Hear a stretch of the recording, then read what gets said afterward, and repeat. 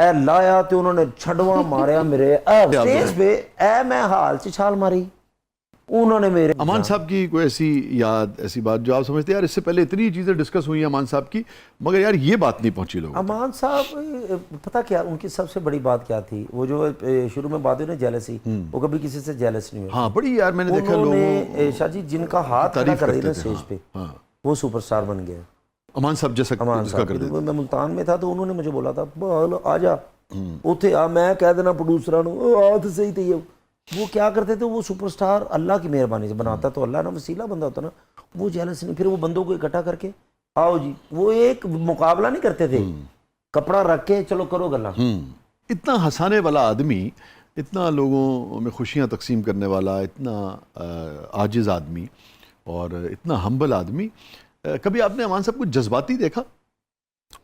जज्बाती एक तो मरतबा देखा। पता है जज्बाती क्यों होते थे? वो अपने बच्चों के लिए उन्होंने बड़ी मेहनत की, लेकिन वो होता क्या था कि हर वक्त उनको फिक्र अपने बच्चों की थी, अपनी शादी जो की थी।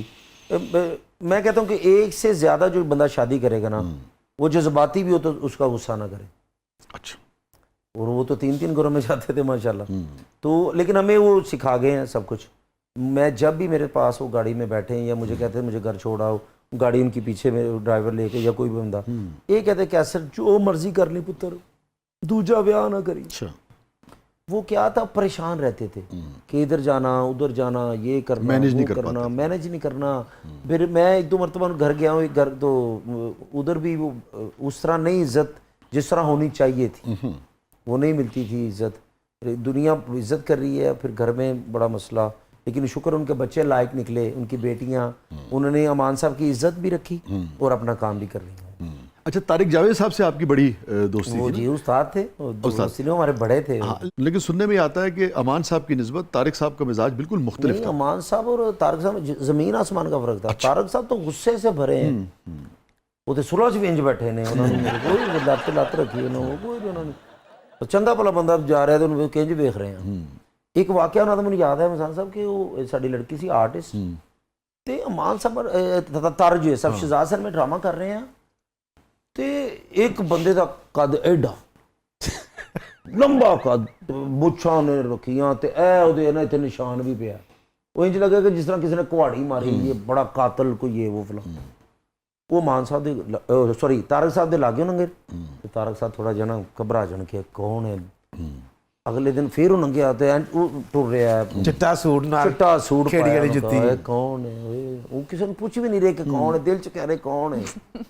चौथे दिन बाद उन्होंने कहा कि चिट्टा सूट पा के मैनू डराई जाता है कौन आ, कहते जी वो जो पहला गाना नहीं कर रही ਉਹਦੇ अब्बू ने। उन्होंने फड़िया पहले तो कपड़े पाड़े वाकई। हाँ तेरी ऐसी थी तैसी हो, तू मैनू डराया। मैं तो घर कह गया उन्हें कि पता नहीं मैं अज आना कि नहीं, वो तू वेखदा भी सिर्फ मेरे हाल सी। एक वाकया उनका मुझे कि अशरफ राय साहब अल्लाह जन्नत में आलम, तारिक साहब अल्लाह जन्नत में आलम, असी शहजाद सर में ड्रामा कर रहे, मैं बड़ा तेज जुगतां च ना, मैं बहुत तेज। वो कोठे का सैट सी ते उन्होंने ना मेरी एंट्री बनाती अशरफ राय साहब ने। मैं सर एक साज कोई 50 जुगतां कीतियां उन्होंने अशरफ राय साहब नूं, वो चुप डम दुनिया मेरे नाल मिल गई। पिछे मैं गया तो जो अशरफ राय साहब नूं आंदा सी उन्होंने मैनूं कढ़िया, ठीक है जी, तो पिछे खुस्सा भी 2-3 बारी मसन चलाया तो ये वो फलां सारा। हुण पंचायत लगी तारक जोए साहब को, तारक जोए साहब को पंचायत लगी है तो हुण तारक साहब ने मैनूं रोल दिता सी और तारक साहब मेरे तो खुश बहुत सी कि मुंडा तू सुपरस्टार होएगा। आपको पसंद करते थे बहुत? मुझे बहुत पसंद करते। मैंने कहते पुत्र तू छाड़ इनू, गुस्सा कर गया, तू मेरे नाल एंट्री कर लिया कर। मुर्शद मैं तो ना कर तू ठीक है जी। ए हुण अगले दिन मैं आया तो ए मैं एंटर होया तो मैं सिर्फ अजे 9 या 10 जुगतां कीतियां तारक साहब ने।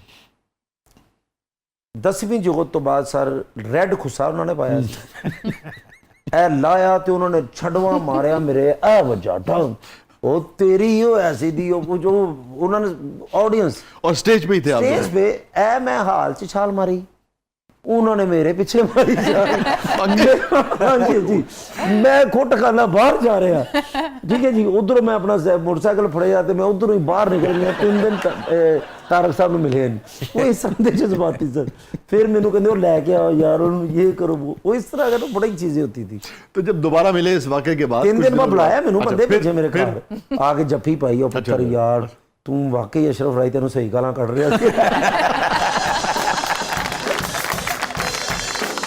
stay with us کہیں نہیں جائیے گا اور کیسر خود ایک بڑے کمال کے فنکار ہیں ماشاءاللہ مگر بہرحال ایک تاریخ کا بھی حصہ ہیں سو بہت ساری یادوں بہت ساری باتوں بہت سارے واقعات کے ساتھ بہت سارے جو بڑے لوگ گزرے ہیں اس شعبے کے ان کے تذکرے کے ساتھ ہمارے ساتھ موجود ہیں کیسر پیا صاحب پروگرام کے اگلے مرحلے میں آپ کے لیے بہت کچھ ہے آپ دیکھ رہے ہیں زبردست چھوٹے سے وقت کے بعد واپس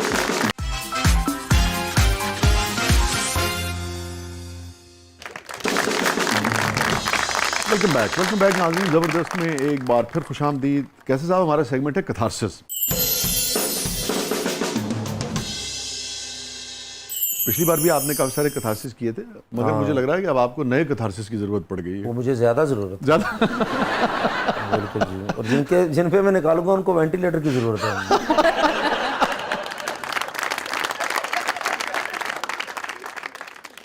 تو ٹھیک ہے میرے سوال کے بغیر کتھارسس کیا دل چاہ رہا ہے شیئر کرنے کو بس برف پہندی ہوئے فل بارش ہو رہی ہوئے تے بندے 2-3 منٹ ملن تے میں انہوں تے ٹھنڈا پانی پا دیں کون ملن نہیں بندے نے سر بندے میں کون ملن میں ہوں تھانوں واٹس ایپ کر دیں گا کون سا مثلا میں جان میں انہوں دے نال ہوا تے باہر نکل کے وہ میرے پال دیں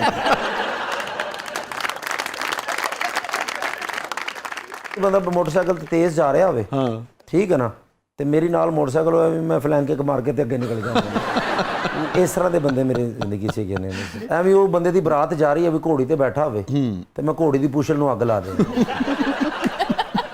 میرے انہاں کہ مینوں غصہ کی بندے بہت چلا ہوا کیسا ایویں نہاؤن لی جاوے تے میں صابن نو مرچاں لا دیں ساری زندگی تڑپدا رہے میں اللہ کرے دو کرکٹ میچ کھیلن جان 3 گھنٹے بعد وہ واری آوے تو بارش ہو جائے میرا میری کرتاز یہ کہ ادا ہی بندے نو کہ اچھا کیسر یہ بتائیں کہ اسپرچویلٹی پہ کوئی یقین ہے آپ کو تمہیں پتہ بھی میں کتنا پڑھے لکھے ہیں یہی تسی اردو چ پوچھ لو اسپرچویلٹی پہ آپ کو یقین ہے روحانیت ہوندی ہے ہونا نا بعض اوقات کچھ ایسے آتے ویکھو نا کر لو نا تمہیں پتہ بھی ہے ایسا لفظ کڈ دینے جڑا مثلا کہ اصل گورے نو نہیں پتا تاڑے ورگے بندے انگریز نو کہہ رہے ہوندے نے آؤ مرشداں دے میلے تے چلیے